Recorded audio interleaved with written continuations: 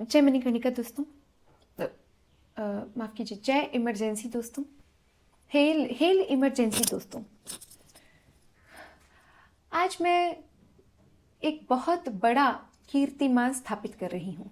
मुझे लगता है कि Guinness book of world records को जो है मुझे सम्मानित करना चाहिए और एक मुझे खास तरह का पुरस्कार भारत सरकार से भी मिलना चाहिए और बॉलीवुड से भी मिलना चाहिए, क्योंकि ये काम पहले कभी किसी ने नहीं किया है। मैं आज अपनी ही फिल्म का रिव्यू करने वाली हूँ और मुझे बोलते हुए बहुत दुख हो रहा है कि भले ही इस फिल्म का नाम मैंने इमरजेंसी रखा था, लेकिन इसे रिलीज होते होते इतनी डीले हो गई और कल ये रिलीज हुई है और मिक्स्ड रिव्यूज मिल रहे हैं। मेरी एक्टिंग की सभी तारीफ कर रहे हैं, मुझे पता था, लेकिन मुझे दुख हो रहा है ये बोलते हुए कि आज पहली बार मैं क्रिटिक्स का साथ देने वाली हूँ। वो कह रहे हैं फिल्म में कुछ कमियां हैं और मैं आप सबको बता देना चाहती हूँ कि फिल्म में 2 राइटर्स हैं और ये जो सब कमियां हैं वो दूसरे राइटर रितेश शाह की वजह से हैं, क्योंकि मैंने कुछ गलत नहीं लिखा है। मेरा वाला राइटिंग पार्ट बहुत अच्छा है, तो फिल्म में आपको जहां भी कुछ कुछ अच्छा लगा हो वो मेरा है और जहां भी कुछ कुछ बुरा लगा हो वो रितेश शाह का है। अच्छा, क्यों भाई रितेश शाह? ये फिल्म का नाम इमरजेंसी है या इमरती है जो आपने इतना उसे गोल गोल गोल गोल गोल घुमा दिया है?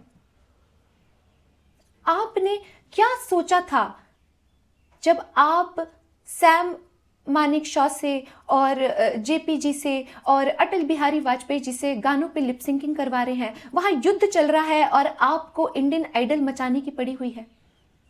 ग्रेव कॉन्सर्न की बात में आप कॉन्सर्ट कैसे करवा सकते हैं? और अनुपम खेर जी, आपकी तो खैर नहीं, आपको इस उम्र में भी शर्म नहीं आती। आप कह रहे हैं कि मैं उदित नारायण के गाने पर ही लिप सिंकिंग करूंगा। क्यों? आप शाहरुख खान हैं, आपको क्या जरूरत है वहां पर लिप सिंकिंग करने की, गाना गाने की? आप फिल्म में जेपी हैं, लेकिन आपको भूलना नहीं चाहिए कि मैं असल जिंदगी में भी जेपी हूं, यानी बड़ी वाली जेपी हूं, और आप मेरा ही कान काट रहे हैं फिल्म में। और ये जो श्रेयस तलपड़े हैं, श्रेयस को मैं श्रेय देना चाहूंगी। फिल्म जो गर्त में गई है उसका आपको एक बार क्या कह दिया तलपड़े जी कि आप अच्छे एक्टर हैं, तो तलपड़े जी तो चल पड़े जी अटल बिहारी वाजपेयी का रोल करने के लिए। आप कोई थिएटर एक्टर है वहां पर जो आप इतना स्लो स्लो बोल रहे हैं, मतलब वाजपेयी जी से भी ज्यादा स्लो बोल रहे हैं। मुझे तो लगता है कि लोकतंत्र में वाजपेयी जी भी ये सब सिर्फ पार्लियामेंट में करते थे, कोई कॉमन बातचीत में ऐसे करता है? इतनी डीले, इतनी स्लो आपने मचाई है फिल्म में, शायद इसी वजह से जो रिलीज है वो भी इतनी डीले से हुई है, इतनी स्लो हुई है। और महिमा चौधरी को तो लेने का मेरा बिल्कुल मन नहीं था, क्योंकि मैं देखिए एक स्वदेशी इंसान हूं, मैं देशभक्त इंसान हूं, और इनकी तो पहली पिक्चर का नाम ही परदेसी, परदेस, परदेस, परदेस नाम है। तो एक नेशनलिस्ट इंसान कैसे परदेस में काम करने वाले किसी को ले सकता है? लेकिन मेरा तो ये था, एक मुझे रिकॉर्ड बनाना था कि फिल्म में बैक स्टेज भी मैं ही काम करूं, पर्दे के पीछे मैं काम करूं और पर्दे के आगे भी हर चीज मैं ही करूं। पर मेरा इन लोगों ने रिकॉर्ड बनने नहीं दिया क्योंकि उनको जलन हो रही थी। मुझे तो सारे रोल्स भी करने थे। मैंने कहा देखिए मोतीलाल नेहरू का रोल मैं कर सकती हूँ, जवाहरलाल नेहरू का रोल मैं कर सकती हूँ। क्यों? देखिए मैं उसमें इंदिरा गांधी प्ले कर रही हूँ जो उनकी पोती और बेटी है, और पोती और बेटी की शक्ल तो दादा और बाप से मिल ही सकती है। और रहा सवाल मर्द का रोल प्ले करने का, तो पुराने जमाने में मर्द औरतों का रोल प्ले करते थे, तब तो कोई कुछ नहीं कहता था। तो अब अगर एक औरत मर्द का रोल प्ले कर लेगी तो क्या दिक्कत है? फिर मैंने कहा कि मैं विजय लक्ष्मी पंडित का भी रोल कर सकती हूँ और मैं कमला नेहरू का भी रोल कर सकती हूँ, क्योंकि वो मेरी बुआ और माँ है, तो मेरी शक्ल तो उनसे मिल ही रही है।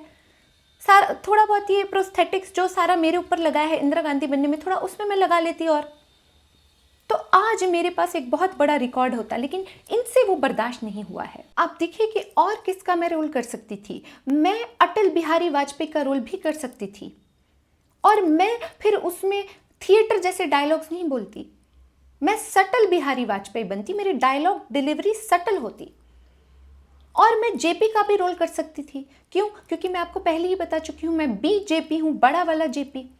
और इसलिए भी क्योंकि मैं उसमें इंदिरा गांधी बनी हूँ, और इंदिरा गांधी जो थी वो कश्मीरी पंडित थी, और जो अनुपम खेर जी हैं वो भी कश्मीरी पंडित हैं, तो हम दोनों एक ही जगह से होते तो पता ही नहीं चलता, मैं आराम से उनका रोल कर सकती थी, लेकिन किसी से ये बर्दाश्त नहीं हुआ है। मेरा ये गोल था कि पर्दे के आगे भी मैं रहूं, पर्दे के पीछे भी मैं रहूं, रिव्यू भी मैं ही करूं, और फिल्म जो है वो भी मैं ही देखने जाऊं, हर चीज़ मैं ही करूं, लेकिन किसी से ये बर्दाश्त नहीं हुआ है। देखिए, अच्छी राइटर तो मैं हूं ही, मैंने इतने अच्छे अच्छे मेल लिखे थे अपने एक्स को, मैं इतनी अच्छी ट्वीट्स लिखती हूँ, अच्छी प्रोड्यूसर भी मैं हूँ ही, रोज़ नए नए ड्रामा प्रोड्यूस करती हूँ, अच्छी एक्टर तो मैं हूँ ही, सब मेरा लोहा मान चुके हैं।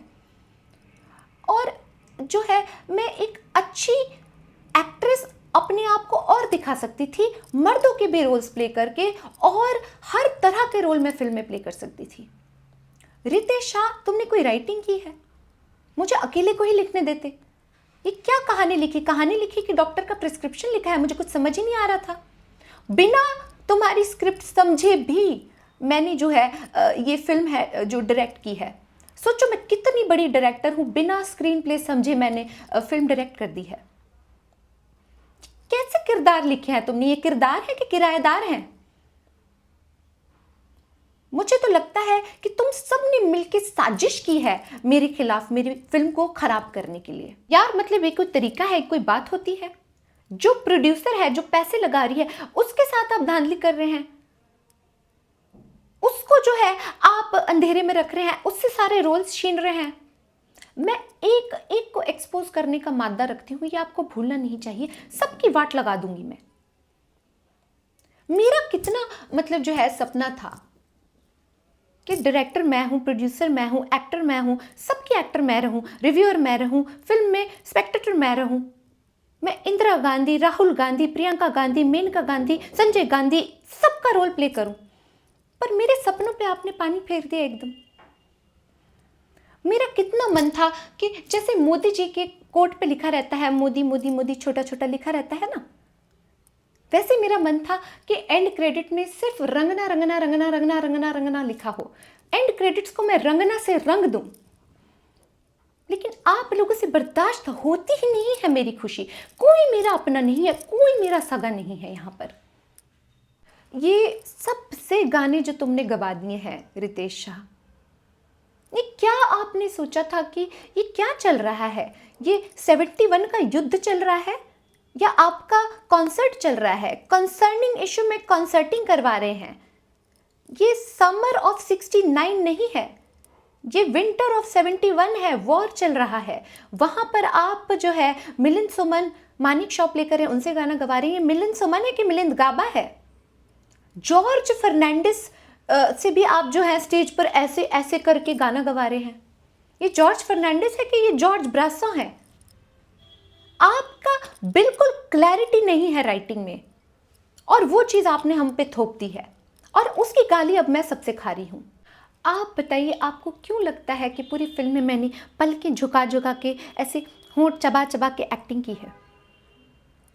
मैं अपने काम पे शर्मिंदा नहीं हूं, आप लोगों के काम पे शर्मिंदा हूं पूरी फिल्म में। इसलिए मैंने बस ऐसे ऐसे करके नीचे देख के डरते डरते एक्टिंग की है। आज के लिए मेरा हो गया है।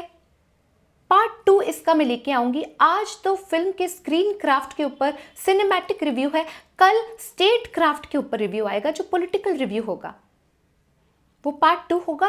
आप उसके लिए हमारे साथ बने रहिए। जय इमरजेंसी, हेल इमरजेंसी।